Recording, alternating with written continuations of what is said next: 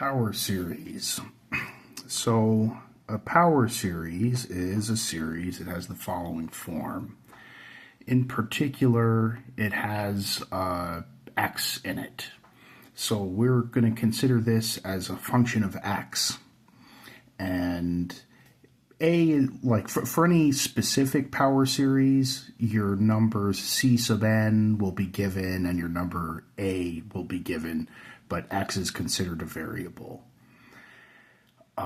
These numbers c sub n are called the coefficients, and a is called the center. We say that this is a power series centered at a. And we've spent a lot of time talking about convergence and divergence. And now that there's a variable x, this is a series that might converge for some values of x and diverge for other values of x. So we're going to talk about what values of x make it converge. So it turns out that those values always form an interval, and we call that the interval of convergence for that power series. It's all the values of x for which the series converges. And there are three possibilities for this interval. I would say that the interval is always, like a is always right in the middle. Now, it could be a bit of a weird situation. So here's the three possibilities. You could have an interval that only includes a. This is kind of a silly thing to write. This is, it's the closed interval that starts at a and ends at a, and it includes a. In other words, we're literally just talking about the number a and nothing else. Another way of writing that is this. This is just the set that only contains a. This is a bit of an odd scenario. We're not going to see this a lot in Calc 2, but this is a thing that can happen. And in other words, it converges only when x equals a. So let's get to the more common scenarios. It could be an infinite interval from negative infinity to infinity, so it converges for all x. Or it could be a finite interval with a right in the middle. So in that case, there's going to be this number r, so that the series converges as long as the distance from a is at most r, or less than r, I should have said. And the series diverges when the distance from a is bigger than r. Now, I haven't said what happens when the distance from a equals r, and that could go in any possible way. So there's two values. X could be less than a by an amount r, in other words, x could be a minus r, or x could be more than a by the amount r, in other words, x could be a plus r. So the interval is going to start at a minus r and end at a plus r. And like I said, I haven't specified what happens when x is exactly distance r away from a, in other words, when x is at the left endpoint or at the right endpoint. And that could go in any combination of ways. We could include neither of these endpoints. We could include this one but not that one, or it could be like this, or we could include both endpoints. So that has to be investigated. Those are the possibilities. And by the way, this number r, if we're in this third scenario, this number r is called the radius of convergence. Also, if we're up here, the radius of convergence is considered to be infinity, and here the radius of convergence is considered to be 0.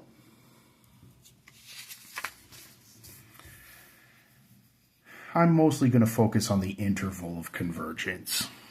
So here's a power series. Let's find the interval of convergence. I would recommend that when you're finding the interval of convergence, basically always start with the ratio test. The ratio test should tell us almost entirely the answer. So here we go. We have this number L, which is the limit as n goes to infinity of, okay, what are we supposed to do here? On the bottom of this fraction, I just put that. On the top of the fraction, I replace n's with n plus 1s. Okay, there I am.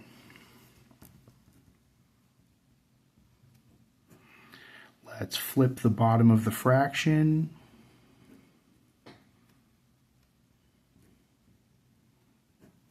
And notice, I should mention something. Often when I do the ratio test, one of the first things I do is I look for an excuse to get rid of the absolute values, and I say, okay, I don't see any negative numbers in here, so actually these absolute values aren't doing anything. We have to be very careful, though, with x's in there. X might be a negative number. We won't actually see a negative sign if we're looking for one, but we have to imagine that X could be a negative number. So I'm not dropping these absolute values. I'm keeping them. Anyway, moving right along, I cancel some X's, but there's one X left over. And actually, I can break this apart, right? Like I can call this absolute value of X times, like I can do that, for example. And this, as n goes to infinity, that's another thing when you're evaluating these limits. X is a variable, sort of, but this is a limit as n goes to infinity, so we can think of x as a constant. And so this absolute value of x is just going to stay. This goes to 1. So we just found our L for the ratio test. L is just the absolute value of x. So our series converges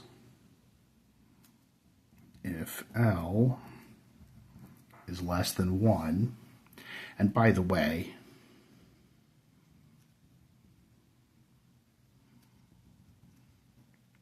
it diverges if our L is greater than 1. The ratio test also tells us that. What does the ratio test not tell us? It doesn't tell us what happens when L equals 1. That's when the ratio test is inconclusive.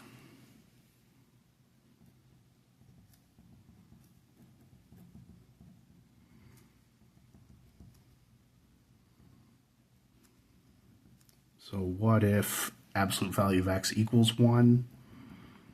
In other words, what happens if x is plus or minus 1?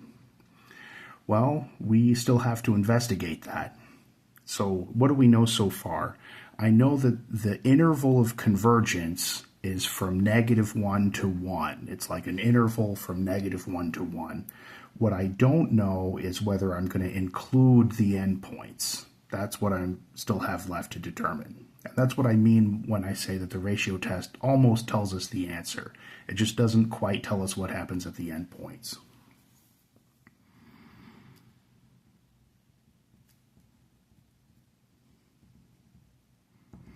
So let's check the endpoints.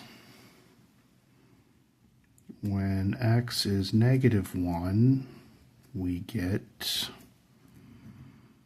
the sum. I'm just copying this down and I'm plugging in -1.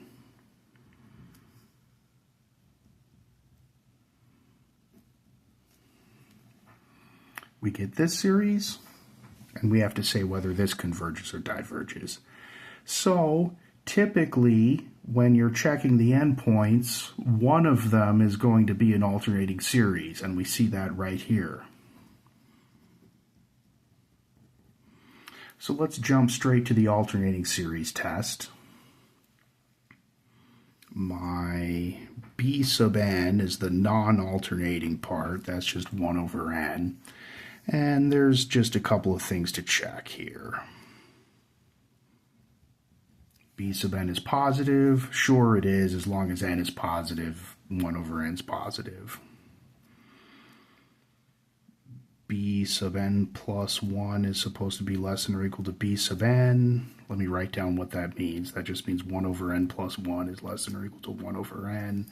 We love to see this. We've got two fractions, and the tops are the same, and the bottoms of this one's bigger, so this one's smaller than this one. Great. Third thing to check, the limit as n goes to infinity of b sub n is supposed to be 0. And it is 1 over n as n goes to infinity. That goes to 0. We're good.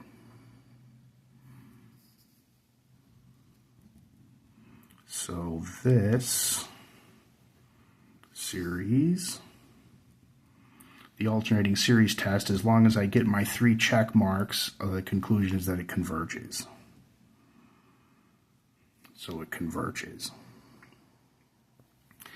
And let me, because I can do this, let me maybe start piecing together what my final answer is going to be.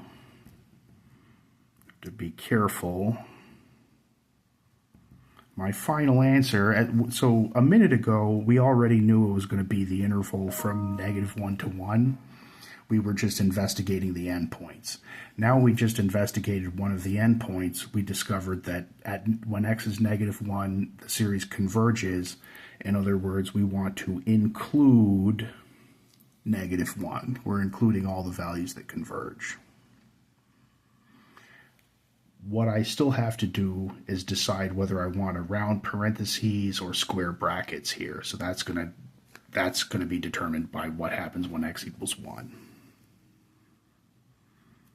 And I have very little space, but luckily this is going to be quick.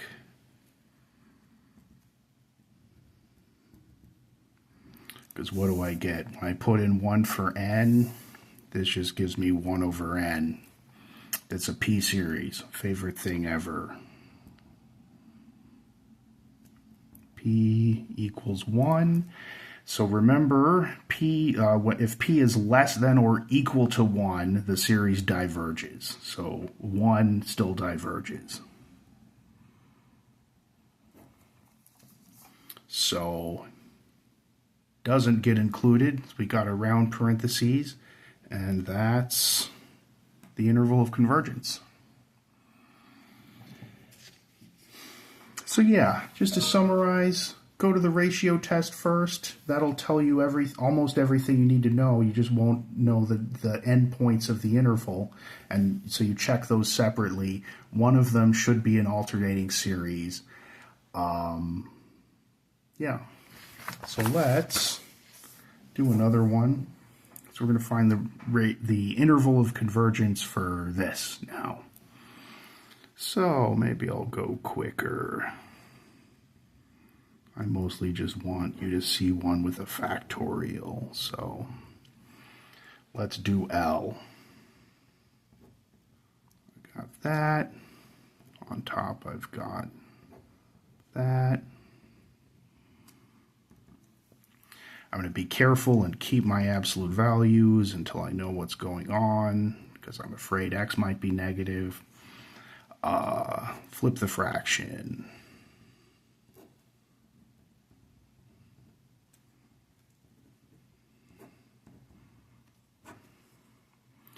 Cancel some x's. There's one x left over up here. Now let's use our factorial canceling skills. We are good at this. So this n plus 1 factorial includes everything that's here and one additional thing. So this cancels this. The only thing left over is the n plus 1. That's what's in here that isn't up there. So that's the only thing that doesn't cancel. So let me just... I'm not even really going to do anything. I'm just going to rewrite this without all of the stuff that got canceled. So we're just left with this. And keep in mind, x is not changing. This is a limit as n goes to infinity. So we're considering x to be like a constant and n is going to infinity. This limit is 0, no matter what x is. So this is a situation that we really like. The conclusion from the ratio test is that if L is less than 1, the series converges.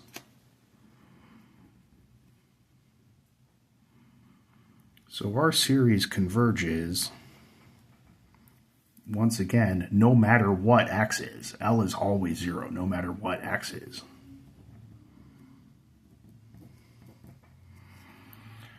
So our answer is all values of x. In other words, this is when we say it's the interval from negative infinity to infinity.